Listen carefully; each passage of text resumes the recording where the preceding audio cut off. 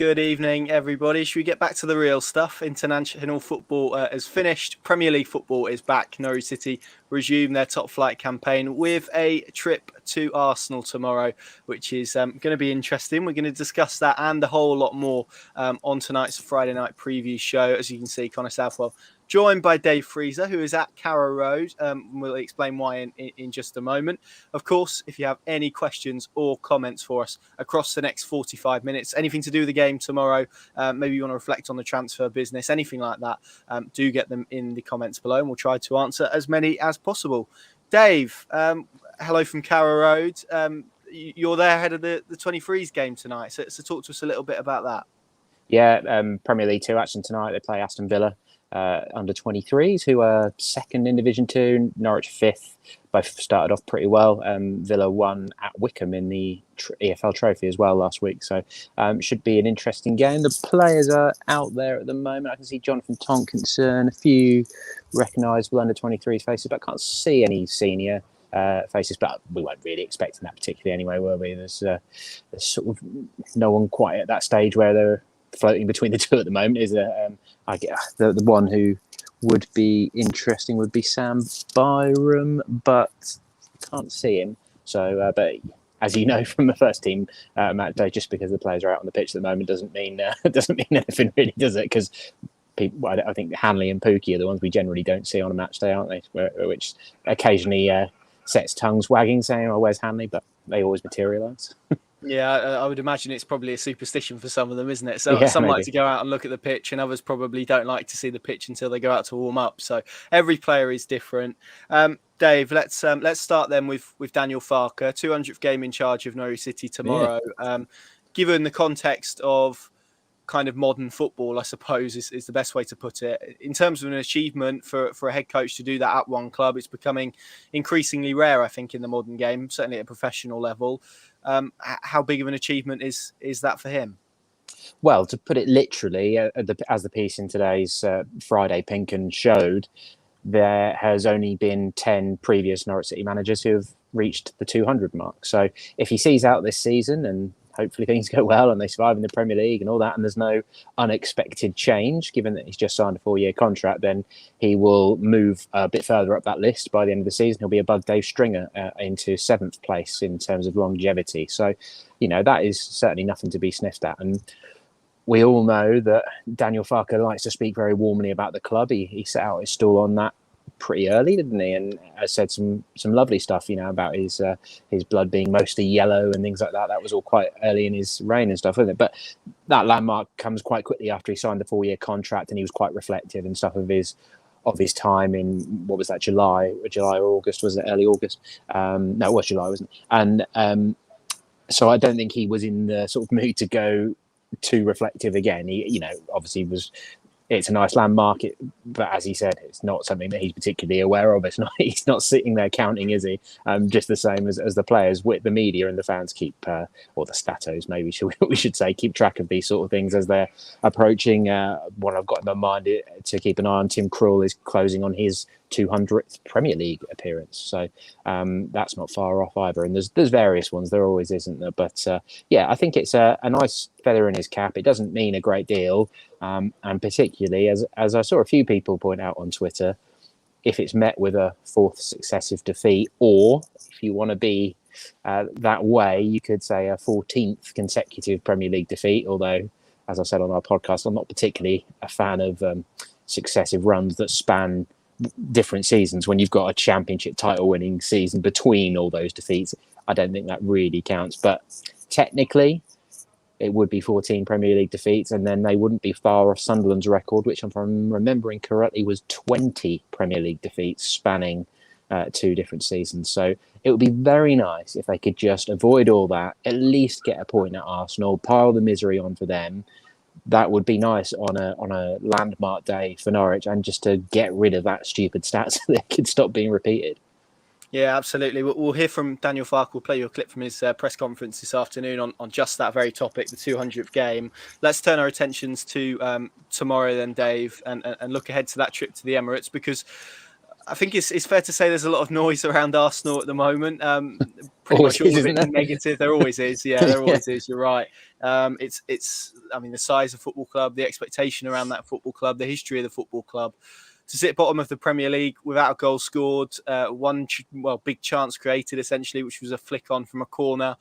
It's fair to say that Norwich City may be facing Arsenal at the right time, or maybe not. I've kind of seen there being two camps between this kind of debate. Some people go, it's an excellent time to, as you say, they're pile the misery on Arsenal and travelling to a side maybe a bit low on confidence, but equally they've got a lot of players back fit. It looks like it's going to be a stronger sort of squad than Mikel Arteta's had available to him in the first three games. And there's probably been a lot of mitigation as well in their opening three defeats. So which sort of camp do you find yourself in? The sort of, I guess it's glass half full, half empty stuff, isn't it?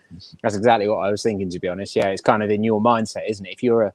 If you're a bit of a glass half empty, then you can see that Arsenal aren't the worst team in the Premier League. We all know that. They will not get relegated. They won't finish bottom of the table. I think I could quite happily put 100 quid on that right now if someone was asking me to. But yeah, they've got players coming back. The one thing that I would say is that their midfield still is looking pretty patchy. You know, Xhaka suspended / not involved. El Nenny's also got injured.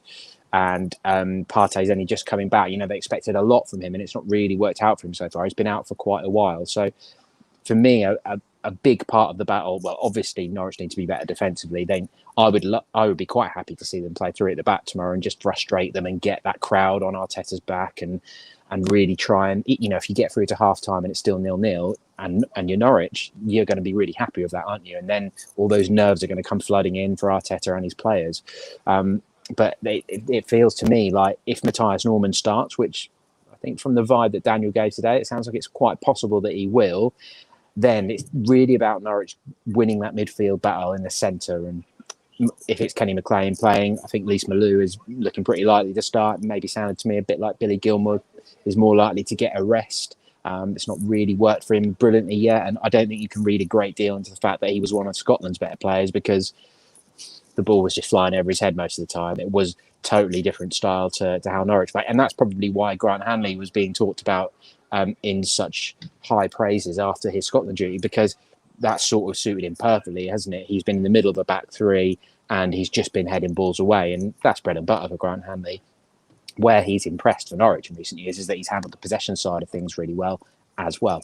So, yeah, I think that is a possible point of vulnerability. But anybody that thinks that Norwich travelling to the Emirates and somehow anything other than underdogs is being a bit deluded. You think about the players that could be playing tomorrow: Lacazette, Aubameyang, Bukayo Saka, Nicolas Pepe is a £72 million player. They've got some very, very good players. Ben White will probably come back in tomorrow, £50 million centre back who was doing really well for Brighton and is an England international now. So, yeah, for Norwich to take that opportunity and to avoid the sort of along come Norwich, Arsenal need a win, here come Norwich, it's a nice easy one for them. They've really just got to do whatever they can just to scrap and fight and defend as best as they can to frustrate them and pour on that frustration.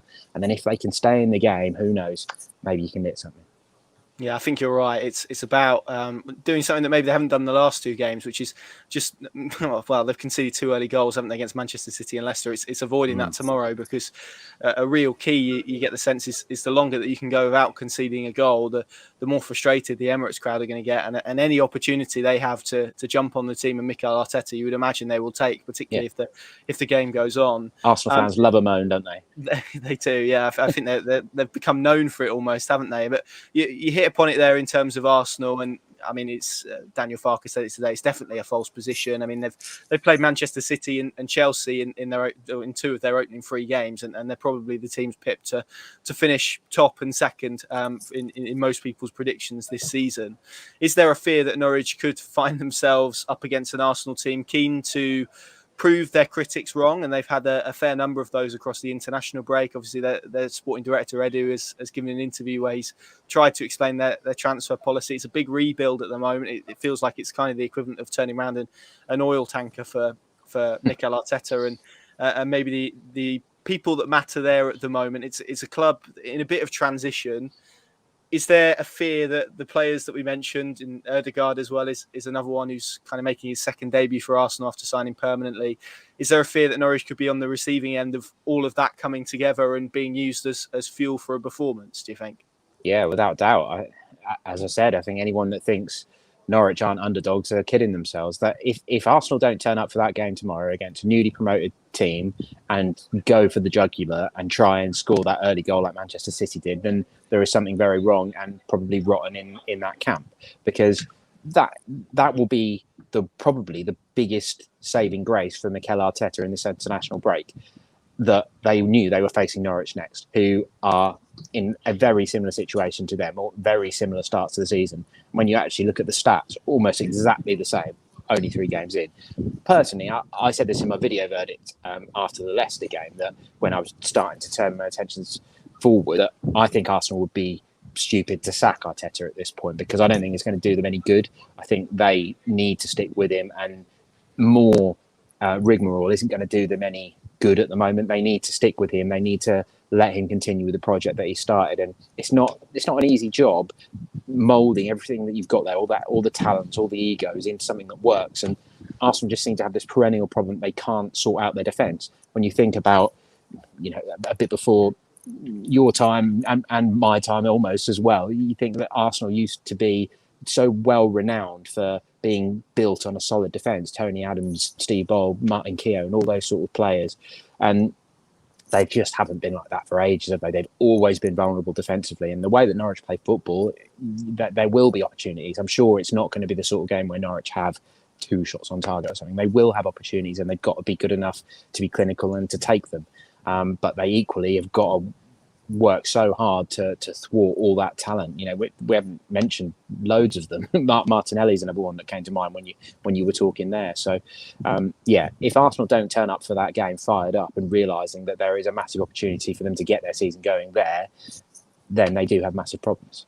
Yeah, it does feel to me increasingly, as we kind of talk about this game and look ahead to it, that opening period, maybe the first half of the first half, really, that's going to be a crucial point to manage, isn't it? Because if Norwich can get through there unscathed and having not conceded, that may be when the frustration begins to just increase a little bit, and the tension amongst supporters is increasing as well, and that may well have a negative impact on the team. We shall see.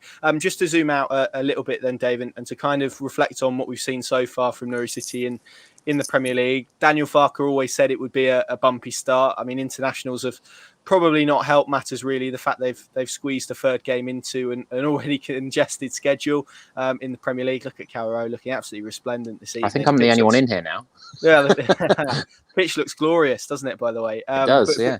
But just on that point, in terms of, and I guess specifically that Leicester game, portions of the Liverpool game as well, you can probably park Manchester City to an extent. Have you seen enough improvement sort of in the games in terms of their performances that would make you feel more optimistic? Maybe not necessarily looking ahead to Arsenal, but certainly looking ahead to perhaps the run-in afterwards, which in Premier League terms, which is slightly, again, the way to judge this is perhaps more favourable than the run that Norwich have had to start with. Yeah, the Watford game is just massive. We've been saying it for a while, haven't we? And it already is feeling like a must-win game, which isn't particularly helpful. But the matches that they've got that follow that, Brighton, Burnley, Everton, it's there isn't an easy game. There's not a point where you're going to be like, oh, right, they've only got Coventry or Wickham next or whoever. That's not going to happen this season. Every game is very difficult. And yeah, the first half of Liverpool, I don't think we can really read much into Bournemouth. That ended up being a bit like the Gillingham pre-season game, didn't it? It was just a bit of a mismatch.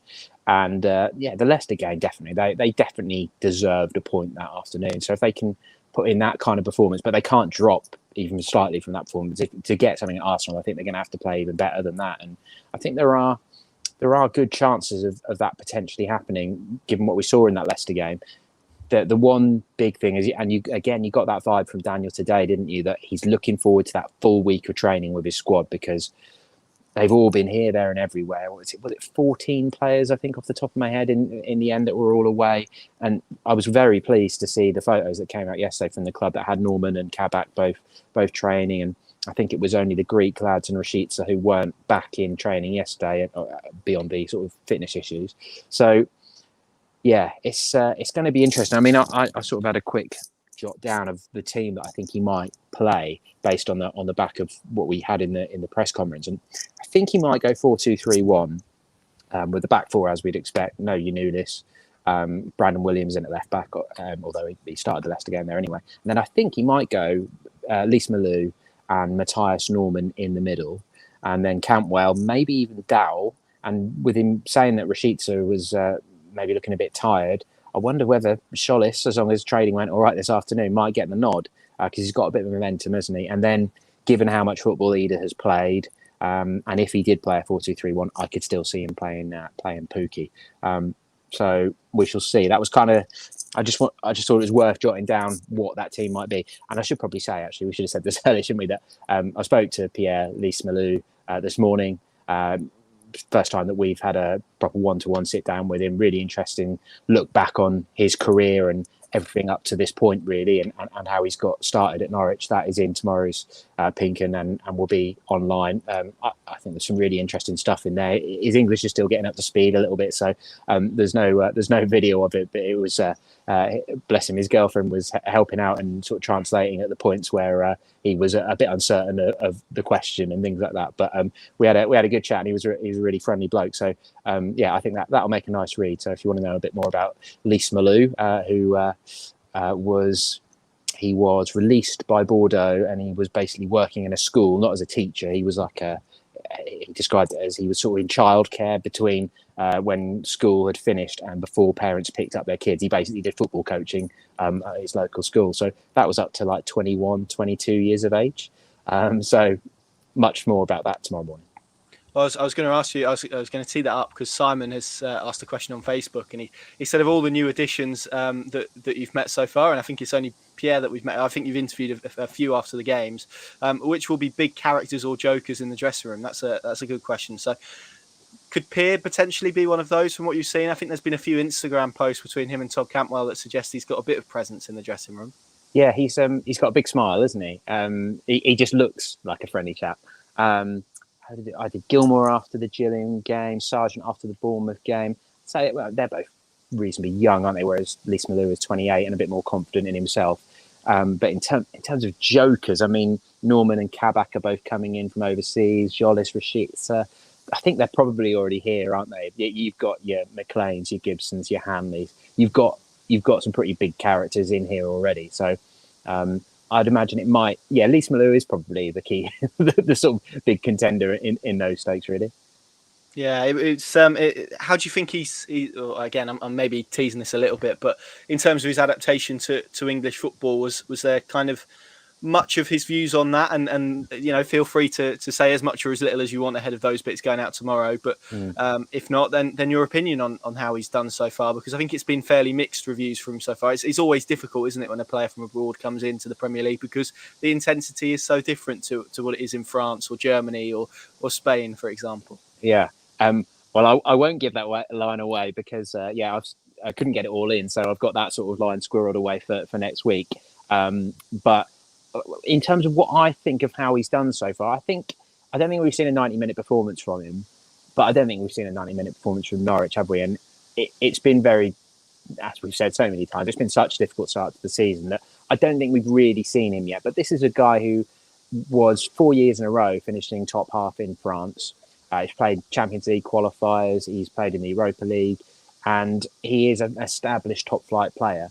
Now, I hope that maybe tomorrow is the sort of game that will suit him, will suit his style. And obviously he spoke about the difference in intensity between Ligue 1 and the Premier League. We all sort of know that, don't we?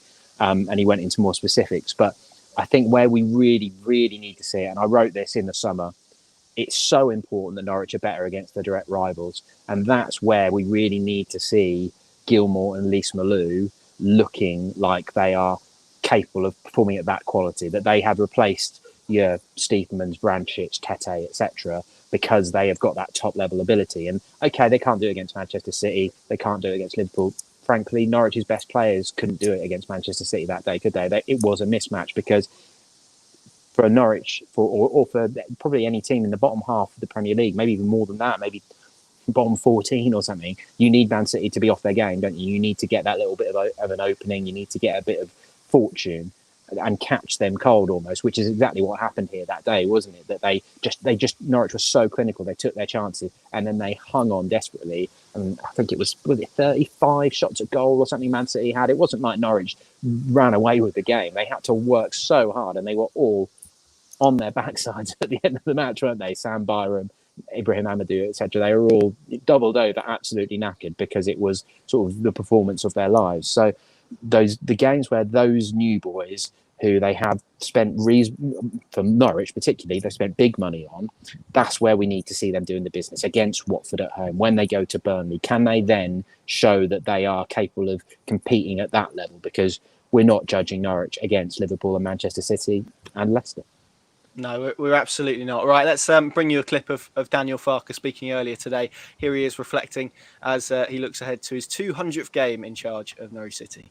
That's right. So since you mentioned it, I was not even thinking about this, if I'm really honest, because the last days were really, really hectic, and also, yeah, anyhow, then you follow in the middle of the night if Josh Sargent is starting, and how long does he play, and does he really come back anyhow? So it was more like to think about, okay, which player is really available, and like I mentioned before, it was and is tricky also to have the right decisions for tomorrow. So I was not thinking too much about what has happened with me in the past, but yeah, it's of course definitely a remarkable number. Anyhow, I'm unbelievable in this moment, also unbelievable grateful and thankful and humble that I'm allowed to work in this responsible role for this amazing club. But I know it's not normal to have this backing and this trust and this all the support and all this help, especially in this business. Yeah, it's not normal at the moment that you're in charge for 200 games as a manager. Anyhow, it's not normal in nowadays at least. And for that, yeah, I'm unbelievably grateful and thankful for the people I'm working with. And hopefully I'm allowed to be for a few more games in charge. It's definitely for sure. There you go, Daniel Farke earlier on today. He's a man with a few selection headaches. I think that's fair to say. Dave, welcome ones though, which I'm sure make a nice change from maybe 2 seasons ago when we kind of could sit here and map out which team he would play before the game. I guess the obvious question, and I think we've delayed it for about 20 minutes, so we'll ask it now. Jack has asked, would you start Norman and Kabak? I mean, you've already hinted at maybe the team you would play tomorrow, maybe suggestion of a free at the back as well, which we'll come on to in just a moment. But in terms of Norman and Kabak, at least from what Daniel Farke said today, again, as you kind of said earlier, it seems like Norman's the more likely of the two to get to get a start, simply because of he's already played this season, hasn't he, in Russia? He's played a few games for Norway across the international break, and Ozan Kabak maybe hasn't had the same amount of football that Norman's had this summer. No, I don't think he was even particularly involved in pre-season for Schalke, was he? So, I think the way that Daniel has laid it out today, I could see him wanting another week to work with him in training in particular, being that he is a young lad and that he's got Grant Hanley and Ben Gibson there, who are obviously sort of trusted lieutenants and leaders in the team. And it'll, Grant comes into it that was really important minutes for him with Scotland, wasn't it? Given that he had no pre-season, he's going to be in a flow of it. And he's always, I think you said this in one of our videos the other week, didn't you? That Grant tends to find his best form when he's playing lots of games. And it sometimes takes him a little while to get up to speed. And hopefully we'll see that little bit more from him. I think we need to see more from Gibson. I mean, I'm a big fan of Gibson, certainly was last season, but his USP almost was his use of the ball. And we haven't seen that really from him yet. He hasn't looked quite up to the speed and the rhythm of it, whereas he's had 2 weeks on the training ground to be working with Daniel Farke. I spoke to him after the Newcastle friendly, and there was that line that his ankle still doesn't really feel like his own one, obviously the one that he had the surgery on towards the end of last season. And he's doing fine, he's doing okay, but he's not been at the level that we think he's capable of. So hopefully with 2 weeks in the can, he will be looking better for it. But yeah, I could understand a Kabak unless you're going to go with a three at the back. But I know I wrote it last weekend saying that that's what I would like to do and that's how I would like to frustrate Arsenal. But I just don't see Daniel doing it. We've had these conversations so many times, haven't we, during his 4 seasons, and invariably he just, even if he starts with a 3 in the second half, he'll go away from it because he just has never seemed that keen on it, has he? No, he seems to be a creature of habit to some extent, doesn't he? And Yeah. he likes to say he's not too addicted to base formations. So yeah, I would fully expect it to be a 4-3-3 again tomorrow, or a 4-2-3-1, as you kind of mapped out earlier. Just on that centre back debate, before we kind of, even though we said it won't happen, look to the three at the back. Could Kabak's arrival spur on Gibson and Hanley in a way that maybe we haven't seen so far this season? Maybe especially Gibson, who, as you said there, maybe hasn't really got going this season, still has plenty to prove in the Premier League after that spell with Burnley. I'm sure he'll be extremely keen to do that. Obviously, we're unaware at the moment of how much that ankle is playing a part in his early season performances. Could Kabak breathing down his neck? Could we see a better Ben Gibson tomorrow and in the weeks that follow? I suppose that competition can only be healthy, can't it? Yeah, it's got to have that impact, hasn't it? Competition for places is always a good thing, and we've just got to maybe remember that Kabak is only 21. I did that bit, earlier this week, wasn't it? Having a closer look at how his Liverpool loan had sort of worked out, and one of the things that stuck out to me is that he didn't seem to be particularly good in the air. Just looking at it statistically, because obviously I couldn't watch 16 Liverpool games. It's just I didn't have them available. Looking back on reports and highlights and quotes and things like that. But is that because that's just not Liverpool's style? He didn't have to play a lot of aerial balls, because I think he was like 53% of aerial duels that he'd won. Obviously Grant Hanley operates at a lot higher percentage in terms of aerial duels, and Gibson actually outperformed Hanley in the aerial stakes against Leicester. I know there were a couple of shaky moments from Gibson against Leicester, but he got through a lot of sort of the dirty work. They faced 9 corners against Leicester. I remember from putting it in the 6 things, and other than that one when Maddison fired into the side netting and Gibson rollocked Max Aarons for not tracking him, they dealt with the corners pretty well. So on that side of things, that's fine. And I tell you, the one thing that I was really pleased to hear from Daniel today was when Arteta's praise got brought up, and what was the phrase that I'd rather that Arteta was saying that we were unbelievably horrendous to play against. And that's great. I want that to hear Daniel actually say that. We haven't heard much like that before. He's always sort of played nicey and gone along. Oh, it's, I don't want to talk too much about my friendship with Pep and Jurgen, and it's great to hear all these things. That I'm sick of it, and I'm sure a lot of the Norwich fans are. I don't want to hear other opposition managers buttering up Norwich every time and saying, "Oh yeah, they play really lovely football." Norwich is going to get relegated again if that happens. We need to be going into games where the opposition manager says, well, actually, you know what? Norwich don't just play pretty football anymore. They've got more steel about them. They've got a lot more chance of staying up this season. Because when Arsenal go to Burnley, Arteta isn't going to be saying, oh, yeah, I really like the football that Burnley play, is it? He's going to be saying, we know we are in for a tough game. We know that they are going to outmuscle us, and we've got to be on top of our game and stuff. So that is an evolution that I think Norwich really, really need. And I was really pleased to hear Daniel say that. So how that works into the defenders is going to be really interesting, because obviously, as we said earlier, that Watford home game is looming very, very large. And, do you chuck Kabak straight into that? I think he'd have to be doing really well in training, and Hanley and Gibson would have to give him the opening tomorrow. Or are they so convinced that this guy is going to be the main man now that you chuck him straight in? I think with Norman, that's the case. I'd be surprised if Kabak start tomorrow. Well, it's an opportunity for Ben Gibson and Grant Hanley, if they do that, to state their claim. If they keep a clean sheet against Arsenal, then that's going to be very difficult for Kabak to walk straight into the side against Watford, isn't it? I think it's interesting what you said there in terms of the rhetoric maybe from opposing managers on Norwich City. It was really interesting to hear how Jurgen Klopp spoke about Norwich before, obviously, the game at the start of the season, compared to how he spoke about Burnley the following week, when I think he described them as annoying, didn't he? So, I'm with you. Much more of that, please. Will has commented on YouTube, afternoon chaps, any hints of a back three versus Arsenal? I mean, we've kind of spoken about this already. For all the talk of back threes and whatnot, Daniel seems very happy with the two. It's been a 4-3-3 in the opening 3 games so far. As we've kind of said, there were positive aspects against Leicester. Whether he changes that back to kind of the 4-2-3-1 we saw last season or not, I guess is maybe the real debate, and how confident he is at striking a balance between those midfield 3 options. And like you said there, whether Billy Gilmour dropping out would see Norwich shift formation or not. What do you kind of think of that? I think that's probably a more pertinent question, since we've really answered the back 3-1 about whether Norwich go back to a 4-2-3-1 or play a 4-3-3? Is that kind of dependent on if Billy Gilmour starts for you? Yeah, I mean, that will be really interesting to see how he develops. As I said a bit earlier, I get the impression that Daniel's probably going to rest Billy tomorrow because he started all 3 Scotland games and he's played a lot of football all of a sudden, and it hasn't gone brilliantly for him. They haven't quite found that groove. They obviously will continue with Gilmour, and I'm sure he will improve and come good once he finds that role in the team where what they really need from him.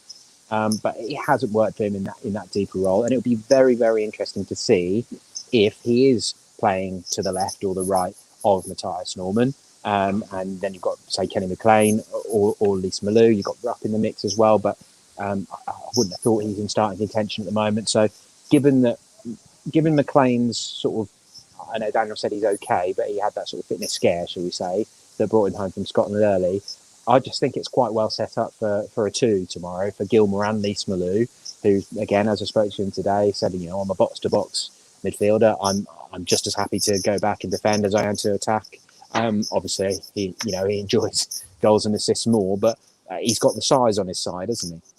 And I just think that would work nicely. And then you can maybe get Cantwell in the 10, or you can get Dow back involved. I still think that Daniel will, because the majority of his success has been built on that shape, that eventually we'll be back to the 4-2-3-1, and that you will see probably Todd in between Rashica and Schollis, and hopefully Pookie if he finds his scoring boots again. But for Arsenal away, I wouldn't be at all surprised if he did stick with that 4-3-3 shape. Maybe it just gives you that a little more steel and a bit more sort of shape in midfield. Yeah, we might find out how wedded he is to base formations in the next few weeks. We have got, seeing as you're at Carrow Road, Dave, the starting lineup for the 23s, which I think I can flash up on screen. No, that's gone wrong. Never mind. I tried my hardest. Well, I can go through it. So on then, Dave. You go through it. So we've got Dylan Berry in goals. That's the lad they brought in from Northampton in the summer, and Jonathan Tomkinson and Warner in the middle of defence. So Tomkinson's captain. He's nominated for PL2 Player of the Month, isn't he? Saxon Early, I guess, will be left back. Josh Georgie right back. And then you've got Nelson Kumbenny in central midfield alongside Liam Gibbs, the lad that they signed from Ipswich. So they've been playing this sort of, they've talked about it a bit in the programme and stuff. They're playing almost like a 4-4-2 diamond. So John Rowe and Dixon Peters playing up front. And then I think it'll actually, Dixon Peters and Camera up front. And then you've got Rowe as sort of the... No, I did get that right the first time. Rowan Dixon Peters as the striker, Camera almost as the 10, sort of the attacking midfielder, and then Gibbs and Springett as sort of the left and right of the diamond, with Kumbenny sitting as your deep sort of anchor man. So the sub's absolutely tiny on that graphic. But yeah, Clark, Rose, Brook, and Shipley, I believe. So Flynn Clark, the young lad who signed from Peterborough United, on the bench, still working his way back to full fitness. Yeah, that'll be interesting to see if we get a bit to him. But yeah, they won 4-3 at Sunderland in the last game, didn't they? And Tomkinson scored an injury time winner. So no first team involvement essentially, but mainly because of the pandemic and mainly because they played most of the academy games at Colney on Friday evenings. Now we haven't really been able to do a lot of under 23s, and obviously we do like to do the home games and the Youth Cup whenever possible because you get to see a lot about the next lot coming through. And obviously I did quite a bit about Max Aarons and Adam Eder and stuff like that in that Youth Cup run in 2018, and the fans knew about them before they actually got into the first team, didn't they? So I'm just having a look at the Villa team as well. It doesn't look like that's come out yet, but they had a lad called Aaron Ramsey, don't they? Who it's spelled exactly the same as the Wales international, who was called into the England under-21 squad. And he's been playing under 23, so we might see him tonight. And there was another one that Norwich tried to sign from Northampton as well, Caleb Chukwuemeka, I think his name is. Him and his brother are at Villa, But Caleb, Norwich tried to sign him as well, but were beaten to him by Villa because his brother was already there, basically. So yeah, there's plenty of interesting little lines. Mark Delaney, the former Villa and Wales defender, is their coach. But yeah, live up post pinger.com. You guys know the drill. Yeah, absolutely. It's always fascinating to see the young lads in action. A few more questions and comments. Alex has said Brentford could beat Arsenal. So can we. There's a lot of context around that game, though. Arsenal, I think a few hours before kickoff, were trying to get that called off because of a COVID outbreak in their camp. They were obviously the first team squad was decimated, wasn't it? There's a lot of context as well. Brentford's first game in the Premier League. Yeah, and they were excellent, weren't they? Yeah, and they were excellent on that occasion. So maybe slightly different. They were, of course, at home as well, so they had the fans there in their favour. That was the night the older chap was pictured sort of with tears streaming down his face, wasn't he? Because it was their first proper sort of game at the new stadium and all that sort of stuff. Yeah, absolutely. Focus our South, is that, mate? Hopefully I've said that right. Hey there, Sydney calling. Thank you very much for watching. God knows what time it is there at the moment. I've been watching the Norway games, and Norman seems to like getting on the ball to control the game. I'm very happy with this signing. Yeah, I watched him against the Netherlands. I think anyone who's expecting maybe an Ollie Skip style destroyer may be slightly disappointed, because I'm not sure that's totally what he is, although he did show perhaps a bit more restraint for Norway than has been the case for Rostov in the early few matches of the season. But he's also certainly common consensus seems to be that he's far too good for the Russian Premier League. So it may be that Norwich get a bit more constraint out of him than what we've seen playing in for Rostov. So we shall see exactly where he fits in, and if he does start tomorrow, we may well get a good indication of where Daniel Farke sees him. Chris as well. I love it, Chris. Straight on it. Hello, gents. Any news on a Mr. Webber contract extension? I'd imagine he's taking a very, very long holiday at the moment because of the transfer window. This tends to be the time that he's probably in North Norfolk somewhere, going on a very long walk, I should imagine, to spend some time away from his phone after what was a very frantic window, I would suspect. But of course, any updates on that, we'll bring them to you as and when we have it. Alex, quite a funny line, wasn't there, from Daniel about he was enjoying his coffee and cake on deadline day because when you work with Stuart Webber, you don't have to worry about deadline day. Exactly, yeah. Well, he shuts the doors, doesn't he? I think everyone goes home on deadline day, so no real danger of Norwich City doing anything. Again, interesting question from Alex. Would you say Andrew Omobamidele is in with a shout after his performances for Ireland? Very impressive against Serbia, wasn't it, in midweek? Got a lot of praise for that performance. Also was pretty good in their 2-1 defeat to Portugal, where Cristiano Ronaldo, of course, broke the record for international goals scored, at least in the men's game. Andrew Omobamidele, Dave, it's difficult for him now, isn't it, with Kabak's arrival? I suppose you could probably broaden this out and say Christoph Simon as well, who's got another injury in an international break, which seems to be defining his career at the moment. It looks a bit of an uphill battle for those two to really stake a claim for the first team, doesn't it? For as long as Kabak, Gibson, and Hanley all stay fit and are competing. Yeah, I think if you're being perfectly honest, Omobamidele is now ahead of Zimmerman in the pecking order, isn't he? I think there's a pretty general consensus on that, and that's because Zimmerman hasn't really been capable of what we've seen from him at his best. You know, the 2018-19 when they won the title, and he basically wore the captain's armband most of the season. He was performing at a really good level, wasn't he? And there was a point in the Premier League season where he was doing okay, but generally the Premier League's a little bit of a stretch for him, isn't it? So, I mean, the way that Omobamidele is going at the moment, he looks like he has got a very big future ahead of him, but he is still 19. I think, and judging on his comments after the game as well, I think he knows that he's still got to be a bit patient. That I don't think you can read loads into the fact that he's playing for Ireland, because it's very obvious that Stephen Kenny is ushering in the new generation. We've seen that with Adam Eder, haven't we? And that he is prepared to really push through. I mean, Omobamidele only played once for the under-21s, didn't he? And then he was playing he was called up to the senior squad. So, yeah, just because he's playing for Ireland, and yes, he did do well, but based on what I've seen of that game, he again showed that he's very comfortable on the ball. He's a modern defender, but he obviously has got that size and strength about him as well, and he looks like he's got even bigger, as we saw in pre-season, because he played every single minute of pre-season, didn't he? So I think he's just at that point where Kabak isn't a helpful arrival for him. Kabak will be ahead of him in the pecking order, almost certainly, I would have thought. But if he's just patient and then he gets that opportunity and he takes it, who knows? We might end up with Kabak and Bamadelli at some point being the partnership in the Premier League, because there's a lot of potential in those two lads, but they're both still so young. And if things work out okay for Norwich, and we get to January and they are thinking this is going along pretty well, but Andrew's not playing, they should be able to get him a good Championship loan move in January. And you'd have Zimmerman as fourth choice, you'd have Sorensen in the mix and stuff as well, as long as things were looking good enough, which is probably optimistic as we sit here today. But yeah, I think he will be well aware that it's not like he can come back to Colney and be like, come on, I'm an Ireland international now, why aren't I playing? Ireland are at pretty low ebb, aren't they? They are basically, well, they're not going to qualify for the World Cup, and they basically have got 2 years or 18 months of meaningless fixtures now. So he probably will have another 10 caps by the time they have a meaningful European qualifier, because of the timing of the World Cup and things like that. So yeah, if he's getting any ideas above his station, I'm sure they'll soon be knocked down. Yeah, they absolutely will. We're going to be with you for about 5 more minutes or so, because I'm wary that Dave's got a game to prepare for. So yeah, is the music coming through loudly? No, we can hear you all good at the moment, which is good. I was slightly fearful about when they turn the PA system on, but sometimes they really crank it up, don't they? Yeah, they do. Yeah, it's all good at the moment. Any final comments and questions you've got for the final 5 minutes, get them in. Now is your opportunity to do so. Just on with Bamadelli before we work our way through sort of the last 3 or 4 questions.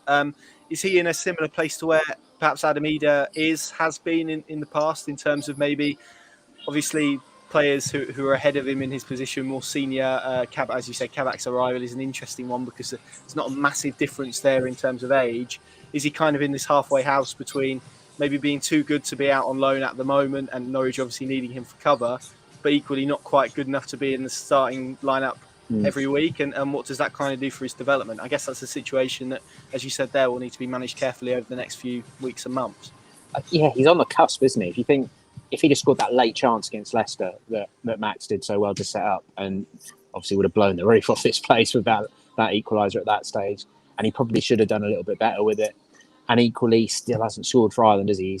I think that's 11 or 12 caps he's got now, and still hasn't got a goal, hasn't really come particularly close to scoring from the stuff that I've seen. But he's doing a real selfless shift all the time, isn't he? He's really giving them that target man, that lone striker. And I've seen plenty of praise for Adam as well, maybe not quite to the hype about Omar Bamadelli, because he's sort of the new kid on the scene and Adam's already been around for a little while. But from, I saw him coming for academy levels, and Daniel has talked about it as well, that he has got that natural sort of striker's instinct that you, as Daniel says, you can't teach it. He knows the right places to be. So it's about finding that next evolution, really, because he's now starting to show that he could do the hold-up play, like when he outmuscled Van Dijk in the Liverpool game when he came on. That was a bit of a feather in his cap, wasn't it? And now he's got to sort of blend the two together, that natural ability with the stuff that he's learning, and being that strong centre forward that shows that he can be a lone front man. But at some point, he's got to score that goal to force the issue, isn't he? He's got to come off the bench, probably, and score a goal and force the issue to say that I am ready to be picked ahead of Tony Pukki. And until he gets that goal, I don't see that happening. So it's similar to Grant Hanley, I think, really, that the international break has been really good for him. It's given him 3 games of proper action, proper match fitness, match sharpness. And when he gets that opportunity, like Omar Bamadelli, he might have to just be a bit patient for it, but he's going to have to take it. That's how football works, isn't it? Particularly for young players. And then, yeah, again, maybe if they get to January and it's then stunting his growth, then maybe they can have a look at whether they bring somebody else in and let him get out on loan and start scoring some goals. But I think there's a goal there at some point. It feels like he needs a spark. And it could be tomorrow. We speak about opportunities. Obviously, Josh Sargent, a major doubt for that game because of obviously played for the USA in the early hours of Thursday morning, then had a flight back to the UK, jet lag and an inability to sleep on the plane has probably affected him a little bit, as well as a slight hamstring complaint. So it may be that if Norwich do need attacking options from the bench tomorrow, they look for Adam Eder. There we go. Norwich City's players. Is that Norwich City's players on the pitch? Yeah, that's the keepers over there. Yeah. Yeah, Berry in the blue shorts, I think. Beginning to warm. I'm told he's a big lad, Berry. So, yeah, he does look a big lad, actually. Yeah. Yeah, I wanted to say 6'6", or maybe even a little bit taller than that. I was told he was, so a fair size considering his age. Is it Tom Wheel, the academy goalkeeper coach? Yeah. Either he's small. Yeah, he is. Now he's come a bit closer. He is a big lad. He's probably Daniel Barden sized. Yeah, I'd be interested to see how he gets on. Because he was on the bench a few times in Northampton these days, League Two, wasn't it? They were League One last season. League One last season. Yeah, he was on the bench a few times, wasn't he? Yeah, which is a first-year scholar, I think he was at the time, is a really good achievement. Just to work through our final few questions then, let's start with Simon, who said, "Good evening, fellas. How realistic would a Scandinavian pairing of Jakob Sorensen?" I love the fact that he's put the, I don't know the official word for it, the little accent on the O, that's not the official term, a Norman in midfield beat in the future, provided Daniel Farke goes back to a 4-2-3-1. Dave, that don't see it. Probably given they're probably players who would have a defensive focus, you would imagine that seems unlikely.